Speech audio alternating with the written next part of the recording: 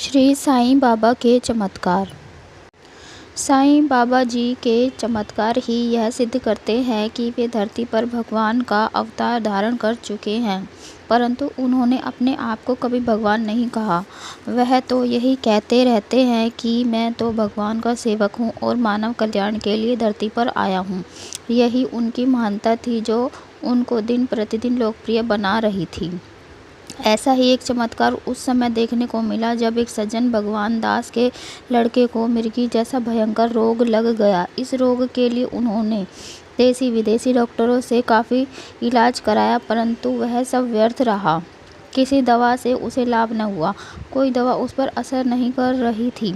ऐसे कठिन समय में उन्हें किसी ने बताया कि क्यों न एक बार साईं बाबा के दरबार में उस बच्चे को लेकर जाएं।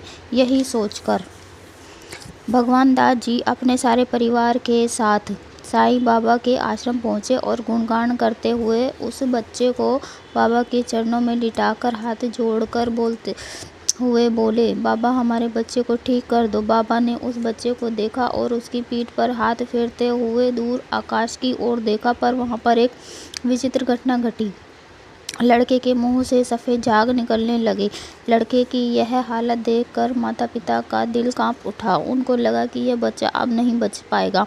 बस यही सब सोचकर माँ बाप रोने लगे। उन्होंने इस प्रकार रोता देखकर माँ बाप ने एक हाथ बच्चे के सिर पर हाथ रखकर कहा, इसे घर ले जाओ।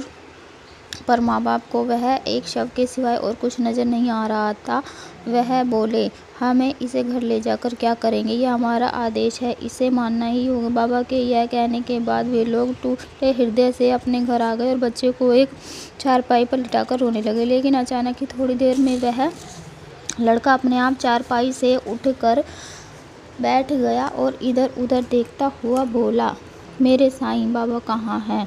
बेटे को होश में आता देख माँ बाप के मुंह से एक साथ निकला, साईं बाबा आप धन्य हैं, आप तो साक्षात अवतार हैं। उस दिन के पश्चात उस लड़के को कभी भी मिर्गी के दौरे नहीं पड़े। साईं बाबा के दर्शन का यह चमत्कारी प्रभाव हुआ।